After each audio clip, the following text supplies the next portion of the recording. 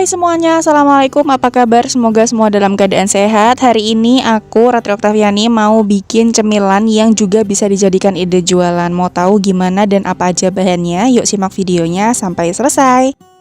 Oke, langsung aja kita mulai. Pertama-tama kita siapkan dulu air panas secukupnya. Kemudian masukkan 1 keping bihun jagung, mereknya terserah teman-teman semua. Nah, selanjutnya kita benarkan dulu posisi bihunnya supaya semua bagian dari bihun ini terendam dengan air panasnya. Kemudian ini kita diamkan dulu beberapa saat sampai mengembang seperti ini ya teman-teman. Kalau bihunnya sudah mengembang sempurna seperti ini, kemudian bisa kita buang dulu airnya dan kita tiriskan.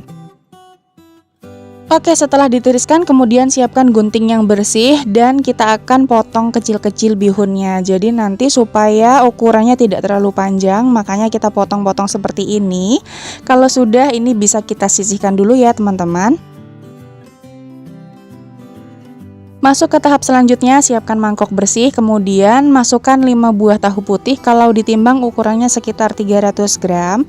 Kemudian ini akan kita haluskan, boleh di blender, di chopper, ataupun diulek manual seperti ini. Pokoknya teksturnya sampai halus ya teman-teman. Dan kalau sudah halus, kemudian kita akan masukkan bahan yang selanjutnya, yaitu bihun. Ini bihun yang tadi sudah kita rebus dan kita potong-potong. Kemudian di sini aku juga sudah siapkan 1 buah wortel yang sudah dicuci bersih lalu diserut. 2 batang daun bawang yang sudah diiris tipis-tipis. 6 buah cabai merah yang sudah dipotong cincang. Untuk banyaknya cabai ini bisa disesuaikan dengan selera teman-teman ya. Tambahkan juga dengan 7 sendok makan tepung terigu. Lalu kita tambahkan seasoning. Di sini ada setengah sendok teh kaldu bubuk, setengah sendok teh garam, dan juga ada 1/4 sendok teh lada bubuk.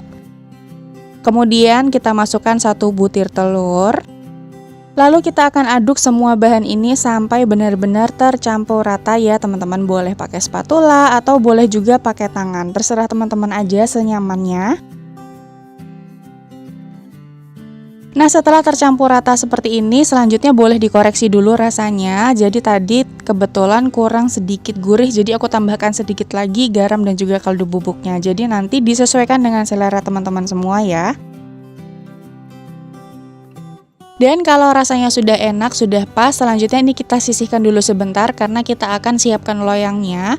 Untuk loyangnya di sini aku pakai ukuran 18x18, tapi aku rasa lebih pas pakai ukuran 16x16 ya teman-teman.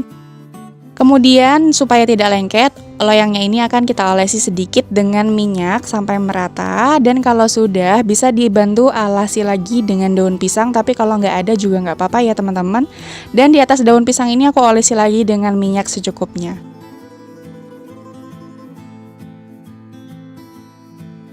Oke, ini loyangnya sudah siap. Kemudian selanjutnya kita akan masukkan adonan bihun tahu tadi yang sudah kita campur dan sudah kita koreksi rasanya. Kita masukkan semuanya seperti ini. Lalu kita akan ratakan, kemudian kita padatkan sampai semua bagian loyangnya terpenuhi tanpa ada rongga sekecil apapun ya teman-teman. Jadi diratakan saja menggunakan spatula seperti yang ada di video. Nah, kurang lebih hasilnya seperti itu, jadi benar-benar padat dan rata supaya nanti hasil potongannya bisa lebih rapi ya. Nah, ini sudah siap. Selanjutnya kita akan kukus ya teman-teman. Kalau bisa dilihat dari dekat hasilnya seperti ini. Jadi benar-benar rata, cantik banget ya sebelum dikukus warnanya. Oke, lanjut kita akan siapkan panci yang sudah berisi air dan airnya sudah mendidih beruap banyak. Kita masukkan loyang yang sudah berisi adonan. Tutup dan kita akan kukus selama kurang lebih 30 menit menggunakan api sedang. Kalau pancinya tutupnya datar, lebih baik dialasi dengan kain bersih supaya uap airnya tidak menetes ke atas adonan ya teman-teman. Nah, ini setelah 30 menit dikukus, adonannya sudah mulai matang dan ini akan kita angkat lalu kita diamkan dulu sampai nanti adonannya lebih padat dan lebih set. Nggak usah lama-lama, kurang lebih sekitar 5-10 menit didinginkan, dia sudah set ya teman-teman. Nah, kalau sudah dingin, kemudian kita akan keluarkan dari loyang. Kita bantu sisir bagian pinggir-pinggirnya supaya nanti bisa lebih mudah dikeluarkan ya. Nah, ini kita keluarkan dari loyang, bagian bawahnya seperti ini hasil penampakannya, dan kita ambil dulu daun pisangnya. Kalau sudah, bisa dipotong-potong sesuai dengan selera. Nah, kali ini aku akan bagi menjadi 4 bagian besar. Pakai pisaunya yang lumayan tajam ya teman-teman, supaya nanti bisa lebih mudah saat proses pemotongan. Kalau sudah dibagi 4 seperti ini, selanjutnya di sisi yang satunya kita akan bagi lagi sesuai dengan selera, tapi di sini aku bagi lagi menjadi 4 bagian sama besarnya seperti ini. Oke, sekarang sudah selesai dipotong-potong, hasilnya cantik banget, potongannya sama besarnya, dan kalau dilihat dari dekat hasilnya seperti ini, cantik ya teman-teman. Nah, kalau untuk disimpan sebagai frozen food, teman-teman bisa masukkan ke dalam wadah yang kedap udara. Kita susun saja seperti ini, terus nanti ditutup dan bisa dimasukkan ke freezer ya teman-teman. Kalau aku sih nggak nyampe 2 hari sudah habis, karena memang rasanya seenak itu buat cemilan juga buat makan bareng. Oke, selanjutnya kita akan goreng. Siapkan dulu minyak yang sudah panas dan masukkan potongan dari bihun tahunya secukupnya saja.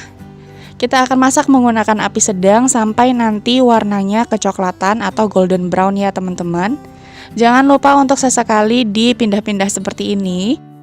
Nah, kalau di satu sisinya sudah golden brown, kita balik. Ini kita gorengnya cukup 1 kali balik saja supaya tidak begitu menyerap minyak ya. Kita balik semuanya supaya nanti matangnya bisa lebih merata. Kemudian dimasak lagi semuanya sampai warnanya golden brown. Kalau sudah golden brown di bagian kedua sisinya, kemudian ini bisa kita angkat.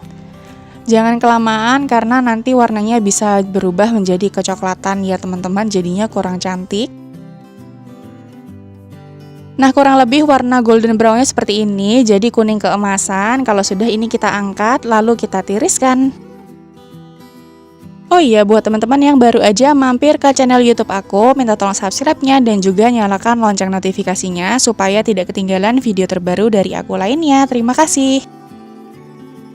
Dan udah deh, jadi ini dia hasilnya, snack yang bisa dijadikan sebagai cemilan, bisa dijadikan sebagai lauk makan juga. Hasilnya sudah jadi. Kalau misalnya teman-teman mau dijadikan ide jualan, bisa dikemas menggunakan mika yang seperti ini atau nanti disesuaikan dengan kebutuhan teman-teman semua ya.